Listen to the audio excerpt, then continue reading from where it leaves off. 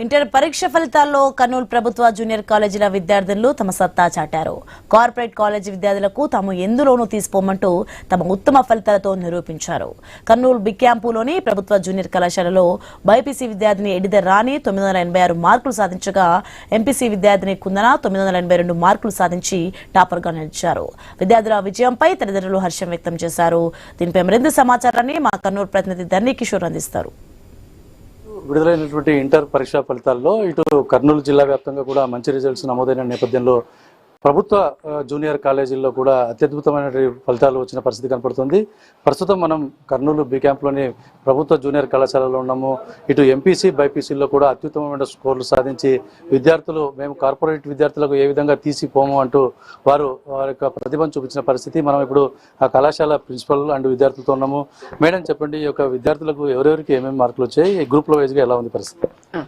మా విద్యార్థులు చాలా మంచి ఫలితాలు అందించినారు. కార్పొరేట్ కాలేజీకి ఏ మాత్రం తక్కువ కాకుండా సంపాదించినటువంటి పిల్లలు ఆనిముత్యాలు అనొచ్చు మనం వీళ్ళని. సో ఈ అమ్మాయి బైపీసీ ఎడిదరా అని ఈ అమ్మాయి 1000కి గాను 986 మార్క్స్ తెచ్చుకుంది.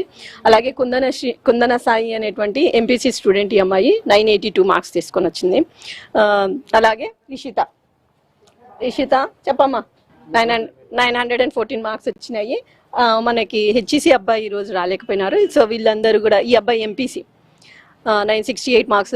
యాక్చువల్గా మేము స్టేట్ ర్యాంక్ వస్తుంది అని అనుకున్నాం 990 మార్క్స్. కానీ పిల్లల పరిస్థితులు కొన్ని కంట్రోల్లో ఉండవు కాబట్టి మనకి 986 ఎడిదరాని బైపీసీలో టాపర్గా ఉంది. అలాగే కాలేజ్ టాపర్ కూడా ఈ అమ్మాయి. అంటే యాక్చువల్గా ఈ యొక్క ప్యాటర్న్ మీరు అంటే పిల్లలను ఈ విధంగా ముందుకు తీసుకురావడానికి ఏ విధంగా పద్ధతులు అవలంబించారు? కార్పొరేట్ కాలేజీల్లో ఉన్న పరిస్థితులు ఇక్కడ ఉన్న పరిస్థితులు భిన్నంగా ఉంటాయి.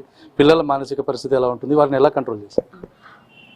మీరు చెప్పినట్టు నిజమే. కార్పొరేట్ కాలేజీలకి ప్రభుత్వ కాలేజీలకి ఉండేటువంటి పిల్లల యొక్క ఆర్థిక పరిస్థితులు కానీ కుటుంబ నేపథ్యం కానీ వేరుగా ఉంటుంది.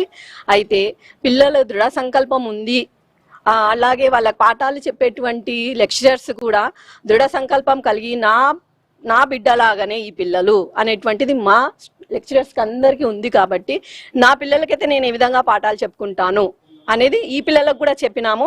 అది మీ ఎదురుగా కనిపిస్తున్నటువంటి రిజల్ట్. కాబట్టి మనం కార్పొరేట్ కాలేజీ ఎక్కువ ఫీజులు కట్టి పెద్ద పేరున్న కాలేజీలో చదివితేనే మంచి మార్క్స్ వస్తాయన్నది కాదు. సో అక్కడ మిమ్మల్ని టీచర్స్ ఏ విధంగా గైడ్ చేస్తున్నారు, మనం ఏ విధంగా చదువుతున్నాము అనేటువంటిది రెండు కలిసి డిసిప్లిన్ ఉండాలి, డెడికేషన్ ఉండాలి, అలాగనే డిటర్మినేషన్ ఉండాలి. ఈ మూడు ఉన్నప్పుడు సాధారణమైనటువంటి విద్యార్థి కూడా అసాధారణమైనటువంటి ఫలితాలు తీసుకొని వస్తారనడానికి మా పిల్లలే ఉదాహరణ. మీరు చెప్పండి, నీకు హైయెస్ట్ స్కోర్ వచ్చింది, మంచి స్కోర్ వచ్చింది, మీ మేడం కూడా అందరు కూడా గర్వపడుతున్నారు. సో ఎలా చూస్తున్నారు, ఎలా ప్రిపేర్ అయ్యారు? హార్డ్ వర్క్ చేసినాను. కాలేజీలో లెక్చరర్స్ అందరూ బాగా చెప్తారు, అందువల్ల నేను దీన్ని స్కోర్ చేయగలిగినాను.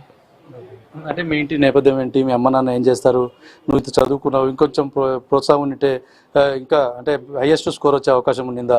ఎక్కడైనా నీకు ఇంకా తగ్గింది నా మార్కులు అనిపించింది?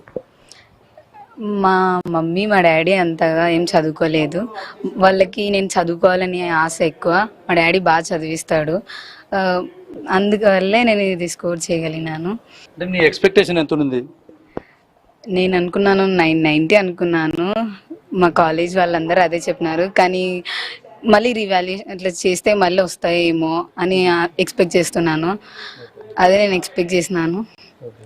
ఫ్యూచర్ ప్లాన్ ఏంటమ్మా? I want to become doctor. అయితే ఇంకొక విద్యార్థితో మాట్లాడదాం.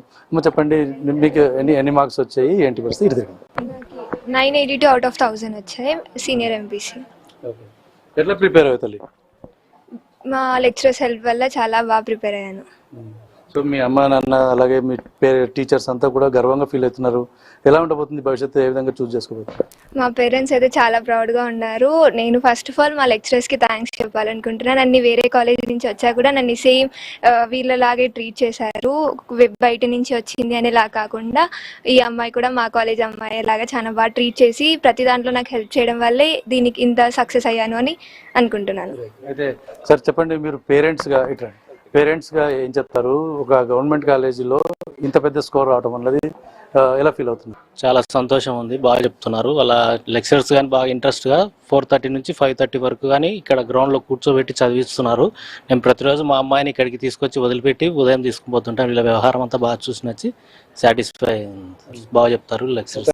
మీ అమ్మాయి మీరు అనుకున్న దానికంటే ఎక్కువనే రిజల్ట్ ఇచ్చిందా? ఇంకా మీకేమైనా ఇంకా వస్తే బాగుండు అనిపిస్తుంది? ఇంకా కొద్దిగా రావాల్సింది, కొద్దిగా డల్ అయిపోయింది. ఆ వీక్లో కొద్దిగా ఫీవర్ వచ్చింది, కొద్దిగా డల్ అయిపోయింది. లేకపోతే ఇంకా ఎక్స్పెక్టేషన్ ఉంది, ఒక 5 మార్క్స్ రావాల్సింది, కొద్దిగా డల్ అయిపోయింది. ప్రతిభకు సంకల్పం తోడైతే దాని యొక్క వచ్చేటటువంటి రిజల్ట్ ఇంతే గొప్పగా ఉంటుందంటూ ఈ యొక్క ప్రభుత్వ జూనియర్ కళాశాల విద్యార్థులు నిరూపించారు. అధ్యాపకులు కూడా దానికి పూర్తి సహకారం అందించారని విద్యార్థులు చెప్తున్న పరిస్థితి